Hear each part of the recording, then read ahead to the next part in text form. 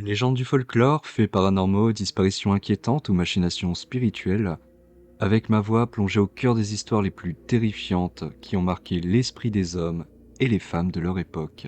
Bienvenue dans les chroniques paranormales. Chroniques paranormales.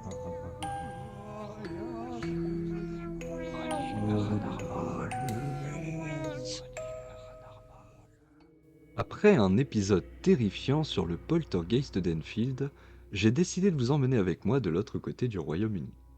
Cette fois-ci, nous quittons Enfield et nous posons nos valises dans la ville de Saint-Quentin, une petite ville elle-même située dans le département de l'Aisne.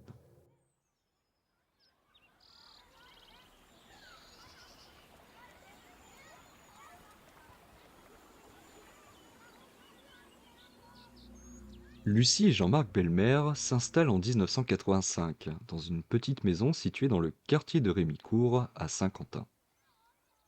Lucie est femme au foyer. Elle passe ses journées seule à la maison tandis que Jean-Marc, routier, est souvent sur la route. Malgré leurs habitudes, quelque chose vient changer leur quotidien. En janvier 1986, alors que les deux tourtereaux se préparent à commencer leur journée, des apparitions surgissent. Tout en déjeunant, la jeune femme trouve d'étranges taches rouges sur la table de la cuisine. Lucie, bien que terrorisée, décide de nettoyer les taches rouges aussitôt qu'elle les découvre. Mais rien ne change. Elles reviennent dès le lendemain et se multiplient. Le couple en retrouve désormais sur les murs, sur la literie, et même sur des vêtements pourtant rangés dans des tiroirs. D'abord localisées au rez-de-chaussée, elles apparaissent à l'étage au fur et à mesure des jours. Par la suite, de mystérieux bruits perturbent le couple la nuit. Ils entendent alors des bruits de vaisselle cassée, des portes qui claquent, du mobilier qui grince en se déplaçant. Ils peinent à dormir, les nuits sont difficiles. Cependant, quelque chose reste inexpliqué. Malgré tous ces bruits, dès leur réveil, le couple constate que rien n'a bougé dans la maison. Eh bien, on entend des bruits d'assiettes cassées, il y a du sang qui apparaît sur les murs, sur les draps, dans la cuisine. Lucie rapporte également un comportement étrange de la porte menant à la cave. D'après elle, cette porte ordinaire fermée s'est retrouvée plusieurs fois ouverte. La sœur de Lucie confiera à la suite de ces faits que quand sa sœur descend à la cave, la porte se referme doucement derrière elle, alors qu'elle reste immobile pour toute autre personne. Après avoir prévenu sa famille, Lucie décide de faire appel à la police. Ce sont le brigadier-chef Guy Piette et le brigadier Pierre Séparot qui prennent l'affaire en main. Dès leur arrivée, ils découvrent des traces de sang sur les murs de la maison et soumettent des hypothèses. Ils évoquent ainsi une éventuelle blessure du chien qui pourrait projeter du sang en éternuant par exemple. Alors qu'ils sont présents au rez-de-chaussée, un bruit sourd se fait entendre à l'étage. Le brigadier-chef décide de monter pour voir ce qu'il s'est passé. Or, en scrutant chaque pièce, il découvre que rien n'a bougé. Guy Piette affirmera plus tard que ce bruit reste inexpliqué. Nous-mêmes, on finissait par se poser des questions. Ça crée un état psychologique particulier. Nous sommes donc allés dans la maison et nous avons constaté donc ces fameuses taches brunâtres sur les murs, un peu partout. Afin de résoudre le mystère, il décide de recouvrir les sols de farine, de boucler la maison et de revenir le lendemain afin de vérifier que les traces de sang et les bruits ne sont pas issus d'une mauvaise blague. Le lendemain, à leur grand étonnement, la maison est retrouvée fermée, la farine intacte, mais la police constate que de nouvelles taches sont apparues sur les murs. Le liquide, qui constitue les taches trouvées dans la maison, est alors analysé. Il s'agit bien de sang humain, d'après le biologiste Jacques Chancet. L'analyse précise cependant que ce sang n'est pas frais, d'après la presse écrite. Effrayés par la situation, les belles-mères n'en peuvent plus. Jean-Marc, déjà fatigué par son travail, ne se repose plus quand il est chez lui. Alors, avec la police, il décide de faire intervenir un médium. Ce dernier découvre alors que la source du problème se situe à la cave. Il précisera également que Lucie est une jeune femme très réceptive aux esprits.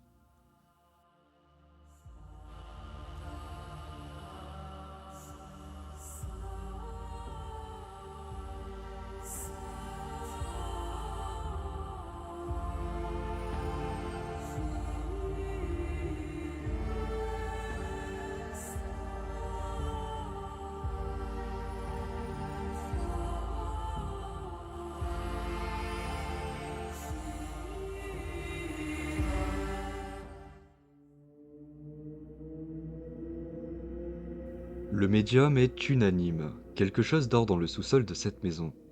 Il ordonne alors aux policiers et aux belles-mères de creuser dans le sous-sol à un endroit bien précis.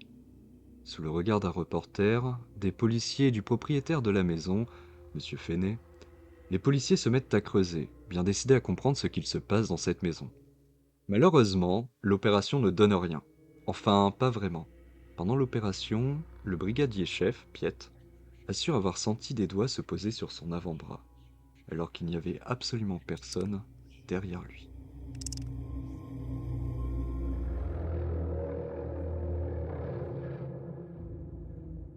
Sans explication et complètement terrorisé, le couple finira par quitter cette maison.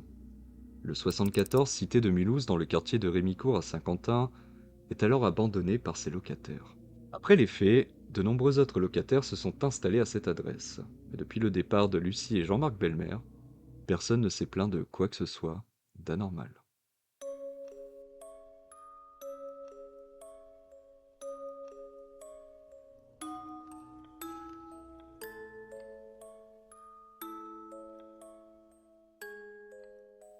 À ce jour, la maison sanglante n'a plus jamais fait parler d'elle depuis la fin des années 80. Et bien que cette maison qui saigne aurait été rasée suite au départ du couple Belmer, et que les travaux auraient mis à jour les squelettes d'anciens officiers nazis selon des rumeurs portées sur le web, cette affirmation est bien évidemment complètement fausse. La maison de Saint-Quentin n'a jamais été détruite, et elle a même été habitée pendant plusieurs années après que les belles-mères l'aient quittée. En 2013, un nouveau propriétaire a même acheté cette maison tout en connaissant l'histoire de cette dernière. Selon ses dires partagés par le Courrier Picard, la légende le fait plutôt sourire. Il a même revu le reportage de l'émission Mystère, diffusée plus tôt sur TF1. Il est dit que même le chien ne descendait pas à la cave. Mais en même temps, vu l'état de l'escalier, personne n'aurait eu envie de descendre à la cave.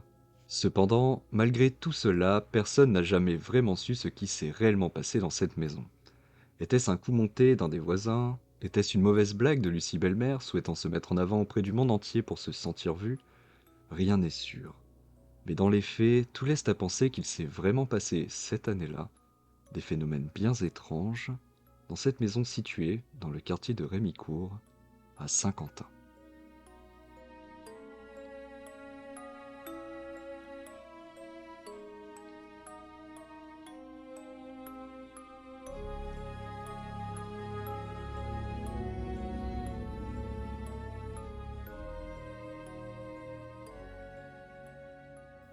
Sachez que si cet épisode vous a plu, vous pouvez l'indiquer dans les commentaires. Vous pouvez aussi, si l'envie vous en prend, le partager sur vos réseaux sociaux personnels. Si vous souhaitez être tenu au courant des prochains épisodes, n'hésitez pas à cliquer sur la petite cloche ou carrément à vous abonner pour soutenir mon podcast. Dans tous les cas, on se retrouve prochainement dans les chroniques Paranormal pour une nouvelle histoire sous ce format. Chronique paranormale. Chronique paranormale. Chronique paranormale.